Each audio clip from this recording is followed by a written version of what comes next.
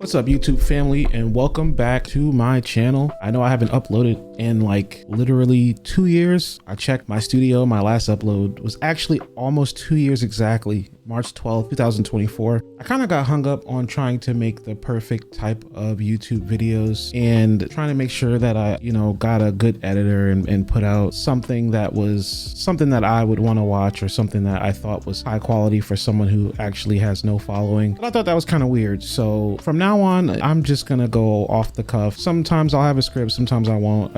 It's clear that I don't have a script right now. I am just talking into the void, and it'll come what it may. I watched a lot of videos, and one of the things that stuck out to me the most was people who say just hit start, just upload. Don't get in your own head about it, which is kind of funny considering that the name of the channel was Keep It Simple. But lately I've been into a lot of RPG horror story type of videos, as well as some reaction videos, which may be coming in the future. But a lot of the videos that I've been liking are Am I the Asshole? Now, while I don't have any expertise in a lot of those areas, I thought it'd be interesting to try to make a similar video in stuff that I do know about, which is hobbies and anime. I found one on Reddit. I believe the poster deleted their account, but it is titled, Am I the Asshole for Trying to Get Rid of My Sister's Anime and Manga Collection While She Was Away Because I Think Her Obsession is Unhealthy. So let's go through this. This morning, I, 25 female, got into an argument with my boyfriend, 26 male, because I was trying to sell my sister's 15 female anime collection.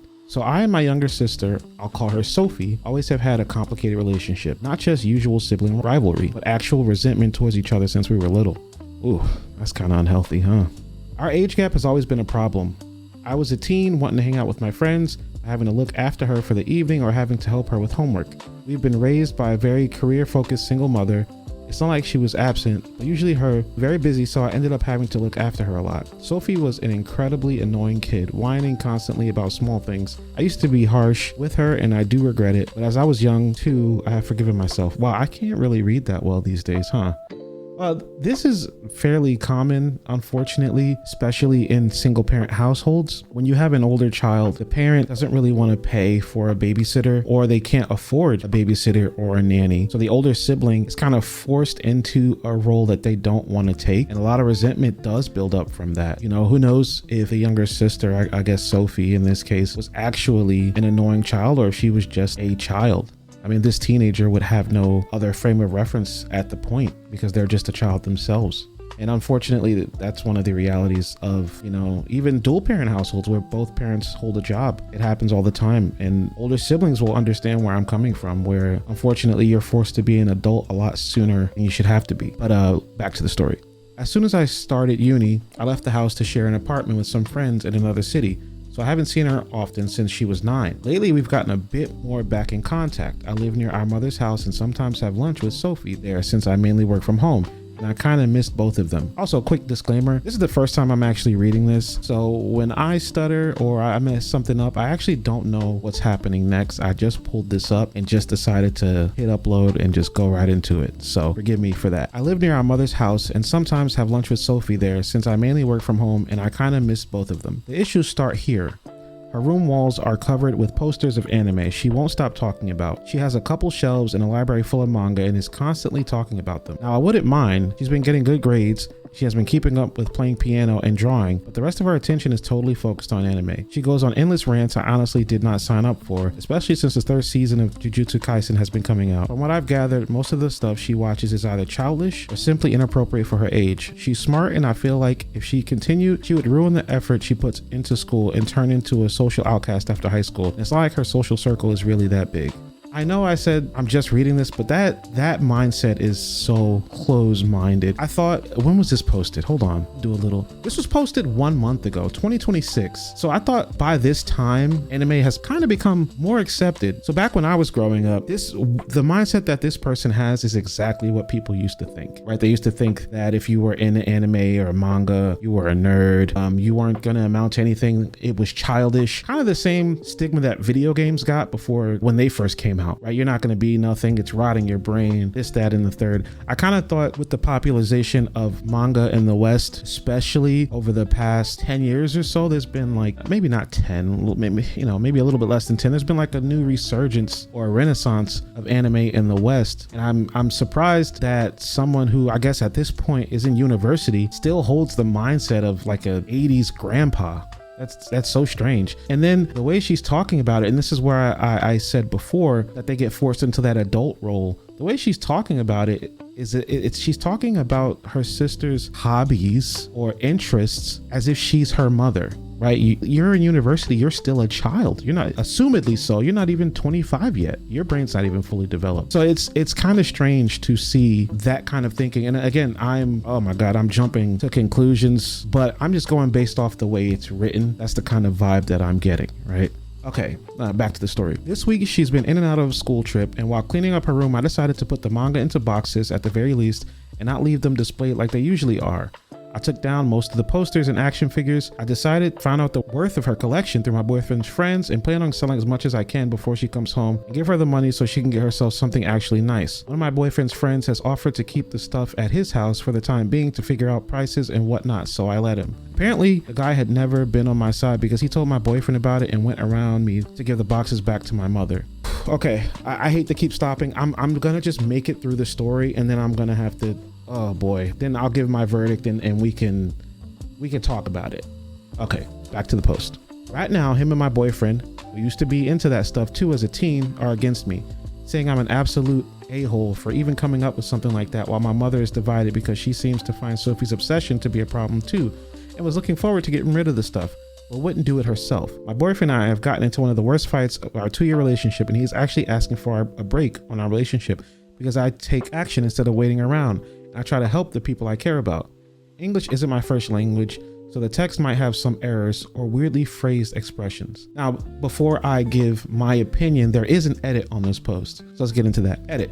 I don't think I've explained myself well enough. She spends hours watching anime, watching them again and again. She knows whole episodes line for line. She knows everything about voice actors and author interviews.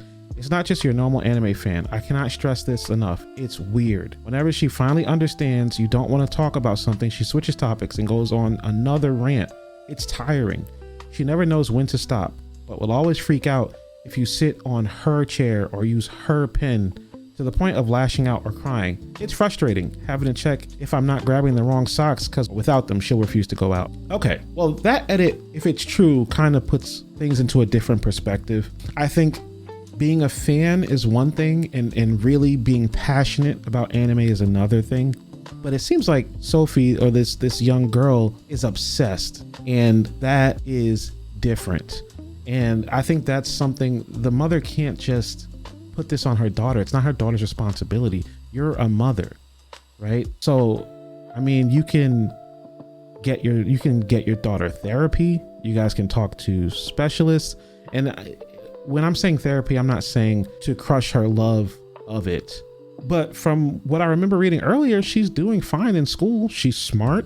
So it's hard for me to kind of understand how obsessed we're talking about, because everything else aside from that seems to be okay. But the not wanting to go out when you don't have your favorite pair of anime socks on is a little strange. It's a little odd. But again, that's something that they need to figure out what the root problem is. You know, why is she latching on to anime so hard? And I'm no therapist, but that's something that they should get professional help to see, right? I'm going a little bit lighter on the original poster because of the edit. But even with the context of the edit, it is not your place to sell her stuff. Point blank, period. I don't care how obsessed they are. I don't care how much it's worth. It's not your place at all. And I think your boyfriend or ex-boyfriend, whatever the case is at this point, kind of understood that this isn't something that you do to someone that you love. You don't go behind their back at the end of the day. And I think that might have been a red flag to him, where he was like, okay, well, if I'm playing 2K too long, or because some, guys are passionate about their Call of Duties, their Halos, the gun and ball gamers, their 2K, Madden, Halo, Call of Duty, right? They'll be on for whole weekends. They'll take off work when a new one drops. if you thought that he was getting a little too obsessed, would you sell his stuff? I mean, we've seen, I'm jumping to conclusions again. I'm hop skipping and jump Euro stepping into conclusions, but we've seen it, you know, where girlfriends will delete their significant other's 2K character because they're spending too much time, or and record it and post it on freaking Instagram and TikTok and YouTube and think it's cute. It's not. I don't care how much time they spend on that. It's not your place to do that. So this one is tough. It's only tough because of that edit, but I'm gonna have to go with you are the asshole in this particular situation. Let me know what you guys think below. Was I too lenient on the OP? Was I too soft? Was I too harsh? Let me know what you think, and let me know if you think her sister has an unhealthy obsession, or do you know someone that's like this? Again, they said she's smart, she's doing well in school, but I think if they're really concerned about her, sitting her down and talking to her and hiring a professional would be the best way to go about this. Again, this is a new style of video. This has not been scripted, pre-recorded, nothing like that. I just wanted to upload something. I've been feeling creative lately and wanting to put something out there. So if you like this, please subscribe to the channel, drop a comment, and let's push this engagement. I'm going to do my best to get back into the swing of things and drop videos as often as I can. See you guys in the next one. Peace.